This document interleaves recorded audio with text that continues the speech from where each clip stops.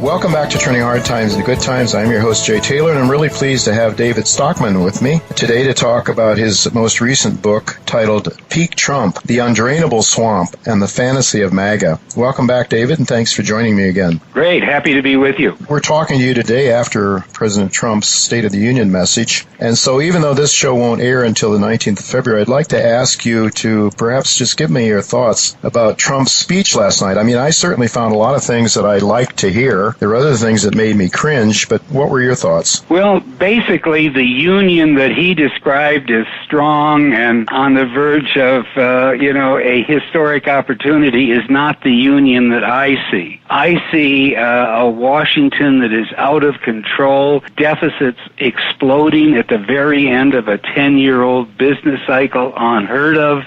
I see Wall Street in a bubble that is exactly what he said in the campaign, one big, fat, ugly bubble, but he's forgotten about that, and he's embraced, the bubble when it got 800 points bigger on the S&P 500 than when he was campaigning. I heard a mixed bag on foreign policy. I voted for Trump. I've supported a lot of things that he has done, and reeling in the American empire is first and foremost among them. I thought America First was a kind of standard that could be established to reorient American foreign policy to defense of the homeland and not policing the entire globe. But unfortunately, last night, half of the time he was talking peace and America first, which I applaud heartily, and then half of the time he was talking the same old warfare state rhetoric. The attack on the Iranian nuke deal, I think, is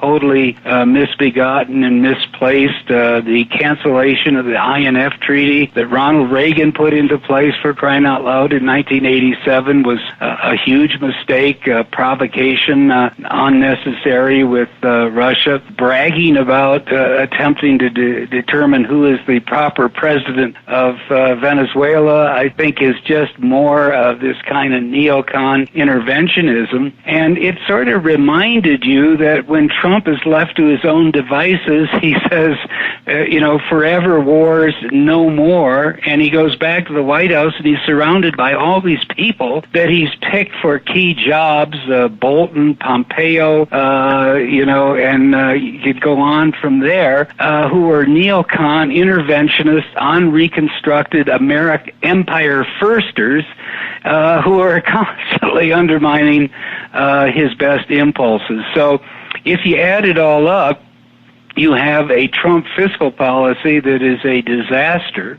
You have his trade wars, which address a real problem, our trade deficits, but go about it in a totally wrong and counterproductive way. You have an obsession with the border and the crisis there, which is entirely concocted, as far as I can tell, by Fox News. And so, therefore, you end up with a mixed bag of circularity and confusion that, in a sense, maybe is understandable and par for the course, because I have said all along in my first book called Trumped, where I predicted he would win the election, and it came out in September 2016, and then in this current one, Peak Trump, that his job is to be the great disruptor, to discredit the status quo and the bipartisan consensus and the indispensable nation empire first foreign policy. And he's to some extent doing that, but by expanding the deficit the way he has,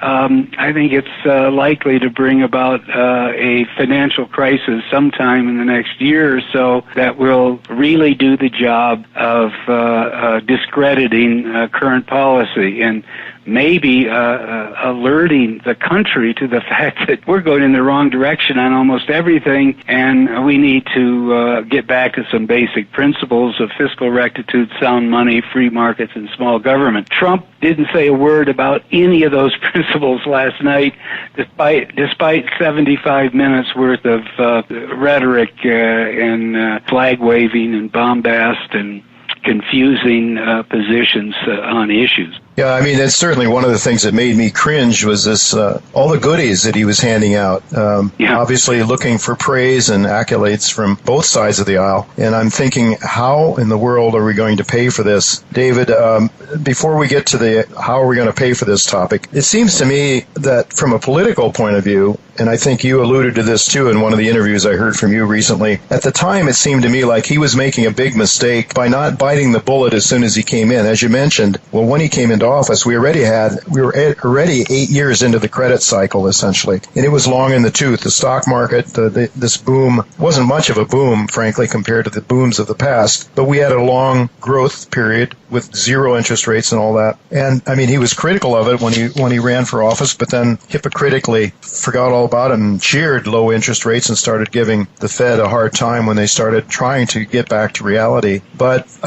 why do you think that Larry Kudlow, Steve Mnuchin, some of the economists around him might not have given him the same kind of advice that Ronald Reagan was given during his first term, and that is bite the bullet now, get the hard work out of the way so that when you run for your next term, maybe you're on an uptrend again? Boy, you've hit the nail right on the head, and that's what I've been talking about.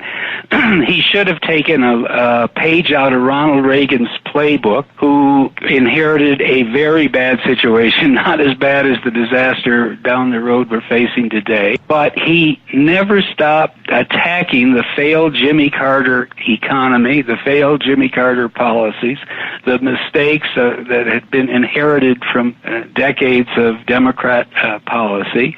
And he did that over and over and over. He told Volcker, get the job done, break the back of this inflation. We went through a very nasty and painful recession. Unemployment did go back up to 10%. He was roundly criticized for it, but we got it over in 1982, 1983. The economy started to rebound, and by 1984 it was booming. And then it was safe to say to embrace an economy that had a future, but not, the day you walk in. And unfortunately, Trump has got such an unchained ego, if I can put it that way, that the minute the stock market started going up on the false hope that he was going to turn everything around, he embraced this big, fat, ugly bubble. And so this is why I call it peak Trump, really, because the S&P 500 was at 2140 during the last part of the campaign in 2016. He said it was a big, fat, ugly bubble. He was right then.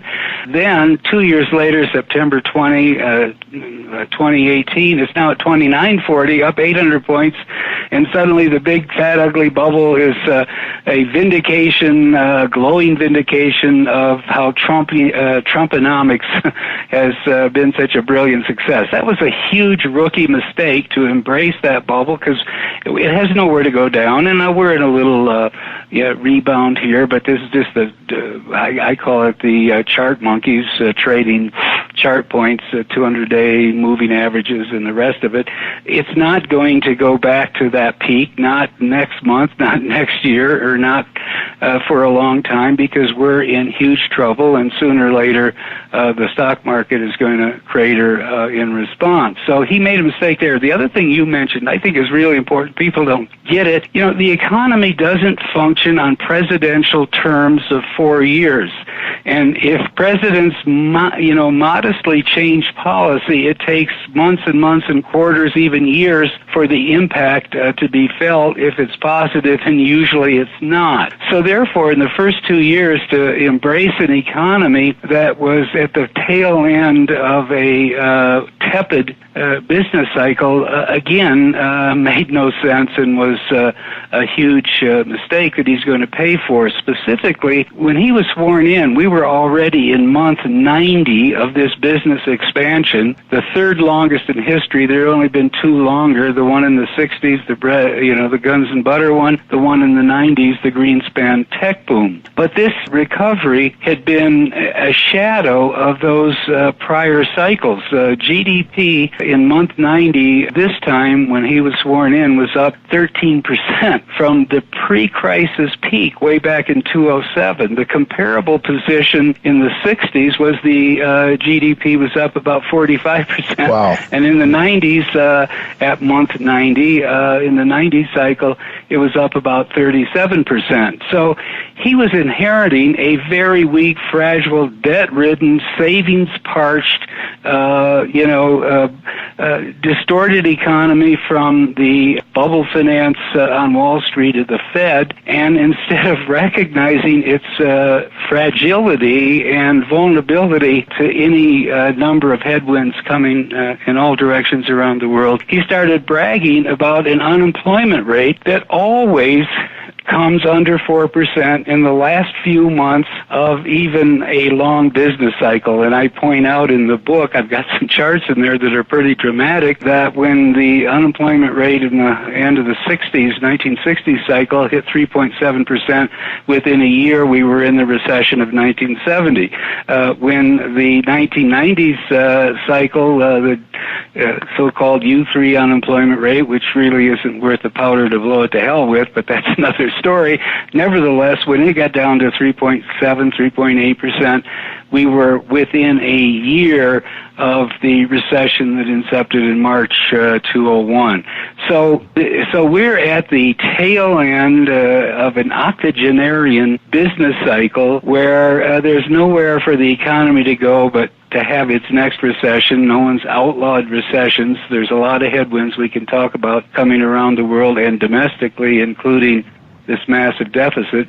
The Fed pivot to QT. Now they're kind of waffling and double talking the market, but they're still dumping $50 billion of bonds back into the bond pits a month, and that's going to affect supply and demand adversely, which say prices will be pressured down and yields up. All of this is going on, and he spent his time in the State of the Union address bragging about the lowest unemployment rate in 40 years. Yeah. Terrible mistake. Besides that, he was elected by Flyover America, by the burned-out Rust Belt precincts of, Wisconsin and Iowa, Michigan, western Pennsylvania, Ohio. And the fact is, there's been no boom there. And even the numbers I cited on the general GDP recovery overstate what has actually happened on Main Street. Here's two numbers that I think encapsulate what has happened since 2007 and since the so-called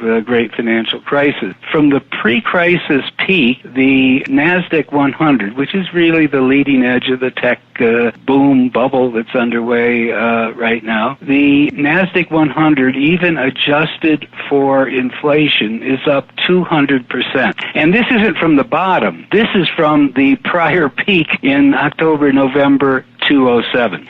By contrast, industrial production from the prior peak in November 2007 is up 3%.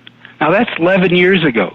So the recovery is so weak that we've only gained net 3% on industrial production in 11 years when the stock market was gaining 200% in the bubble.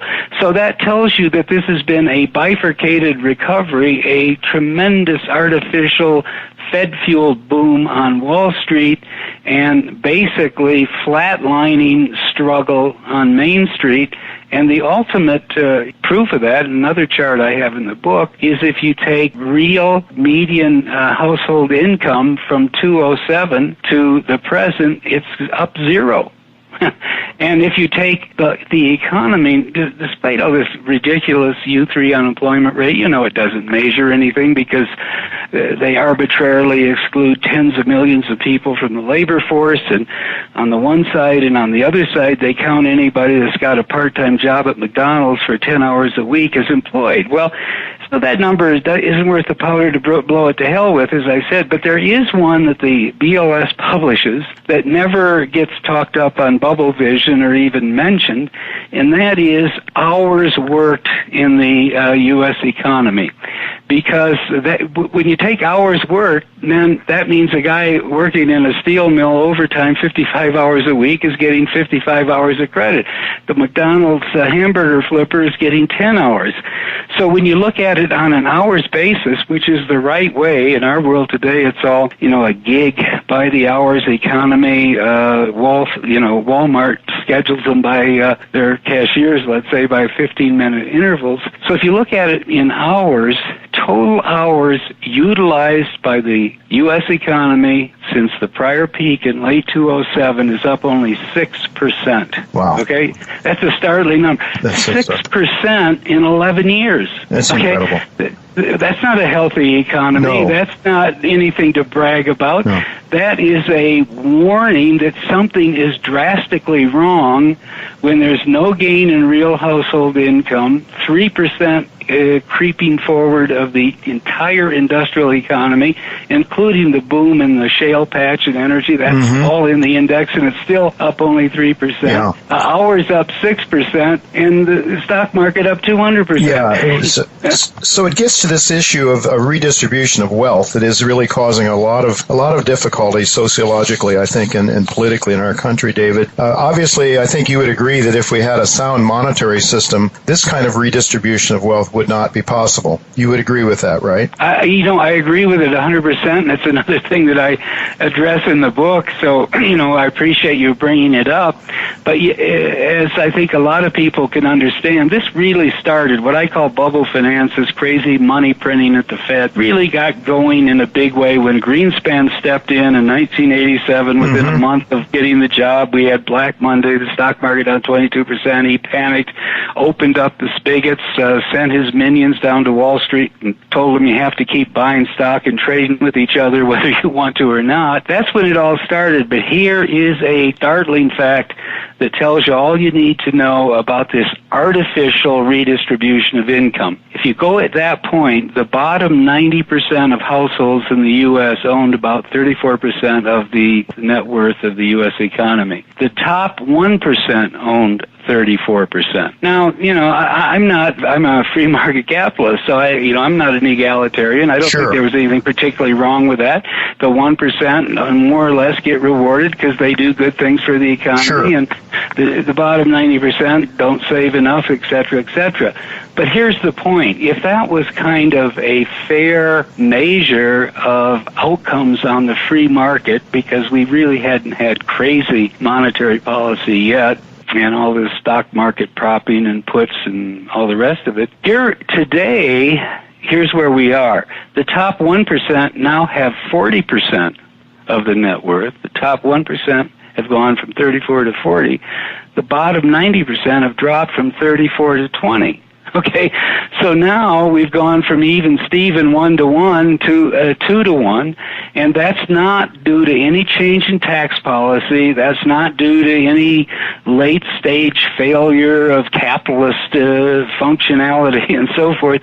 That is a direct consequence of bad monetary policy, of what I call the bubble finance, Wall Street-oriented, Wall Street-captivated Federal Reserve that has been running the show with increasing dominance since the late 1980s. Okay, David, could you help our listeners understand why this cannot continue to go on? I believe you would agree that something drastic has to change. Could we work our way through another bubble, or will this be something that changes perhaps our monetary system, something as drastic as 1971 perhaps? I mean, I'm seeing a lot of foreign nations that are becoming not interested in buying treasuries anymore as they once were. China, for one. I see our European partners are becoming increasingly unhappy about Trump's stance in Iran, for example, and finding ways to defy sanctions that he's trying to force on Europe. I see the Germans aren't happy about Trump trying to stop the pipeline from Russia into Germany.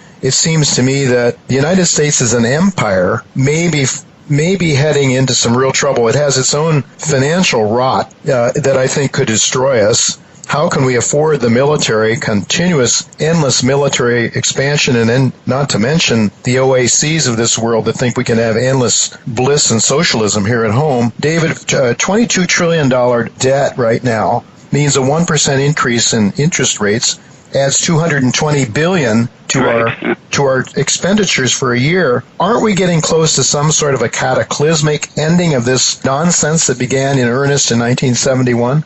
Well, I don't know if it's a cataclysm, but it's going to be a totally different world. I think we've pivoted into a long, painful period of, reckoning. And the reason I say that is Trump inherited a $20 trillion debt, and that was bad enough, but then he doubled down. We had this huge tax cut paid for on Uncle Sam's credit card. He took the swamp of waste at the Pentagon at $600 billion and upped it to $720. To get that, he gave the Democrats $60 or $70 billion of domestic pork barrel to get them to vote for his defense, and they then threw in, $100 billion of disaster aid unpaid for by anything. Yeah. So the point I'm getting at is the structural deficit he inherited was bad enough. He's now taken it to $1.2 trillion this year, and that's before we get a recession. Yeah. When the recession comes, it's going to be $2 trillion. My math, laid out carefully in the book, is that the inherited plus the Trump overlay will create $20 trillion of new debt in the next 10 years. We'll be at $40 trillion, not $20 trillion. If interest goes up 100 basis points, which it will from where we're headed, that's $400 billion of debt service a year, almost as much, half as much as the Pentagon budget, and 4 times more than we pay for food stamps. So fiscally, we're heading into a doomsday. We have a doomsday machine unleashed, and we're heading into a disaster. But what's different this time is that even the Keynesians running the central banks of the world have finally realized they can't run these printing presses red hot year in, year out till eternity. And so they have pivoted to QT. And that means the world is totally different. The only reason we got away with the debt growing from $1 trillion when I was at the OMB to $22 trillion today is the Fed was buying the bonds up hand over fist, and doing so forced the other central banks of the world to do the same. In other words, there was a QE convoy of central banks around the world that was balance sheets of $2 trillion in the late 1990s, ended up $25 trillion today. They scooped up $22 trillion worth of basically sovereign debt plus some stock and corporate bonds on the side. And that fundamentally, pushed interest rates lower and bond prices higher. But today we're marching in the opposite direction. They're not, there's no net purchase any longer by the central banks of the world in the fixed income market, and the Fed is selling at a $600 billion rate, and I think sooner or later others are going to have to follow, or they're going to have an exchange rate crisis and capital flight and domestic imported inflation and all the rest of it. So this time, and I think this is my final point on this, the central banks of the world painted themselves into such a dire corner that they're desperately now trying to get interest rates up so they have something to cut. They're desperately trying to shrink their balance sheets so they have headroom to rescue the economy again next time around, but it's too late. And so therefore, they're out of dry powder, and when we tip over into recession, and it's happening around the globe already, Germany, you saw the terrible numbers have been coming out lately, they're in recession. They're just a leading indicator of what's happening in China. And China is kind of the ground zero of the whole artificial global economy. So we're heading into that recession. There's not going to be a quick V-shaped rebound, reflation, like we had last time, because the central banks can't do it. They don't have the dry powder. So what we're going to have is a long L-shaped financial market, depression, and the stock market is going to come back. So this is the time to get out, because there's going to be a 10-year vacation in terms of... Get out and go where, David? Well, I think gold's going to go up. Gold is the contra central bank asset. As the central banks of the world become visibly failed, I think on the margin, money is going to seek refuge in the hard asset that the banks, central banks, can't manipulate or destroy. Is there any chance, when the Jim Cramers of this world, the crybabies that they are, the stock market starts to go down and they just blast Federal Reserve Chairman and demand more money? Do you think that they might, all these central bankers may throw in the towel and opt for something like hyperinflation? No, I don't think so. I think the central bankers are so Keynesian that they don't understand they've unleashed a monster in the financial system, and once it starts unraveling, they're not going to be able to stop it.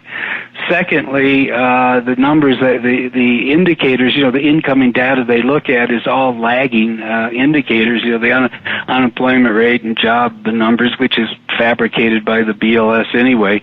So they think they have a strong economy, and they're going to kind of tiptoe around, not wanting to alienate either Wall Street or Washington, but on the other hand, they know that if they can't rescue the economy from the next recession, their mandate to be, the dictators of the financial system will come under severe challenge. So what they're going to do is they're going to keep shrinking the balance sheet. They're going to try to inch up the federal funds rate. Then the economy is going to crater, and they're not going to be able to rescue it. All right, so I guess we're going to have probably illiquidity, stay out of debt, get out of the stock market, go to cash, go to gold, and hunker down. But that's exactly right. Well, it sounds, a little discouraging, but actually the idea of capital preservation in the midst of a major economic and financial dislocation is actually a smart thing to do. It's an intelligent thing to do, and it's a profitable thing to do because cash will be king when all of this bubble finally unwinds. Absolutely. Well, thank you very much, David, for sharing your time with us again. Best wishes with your book and communicating these very serious issues with the American people. Look forward to seeing you on the boob tube from time to time, and to the extent that you get through to these thick-headed people. Thank you so much, and as always, for being with us.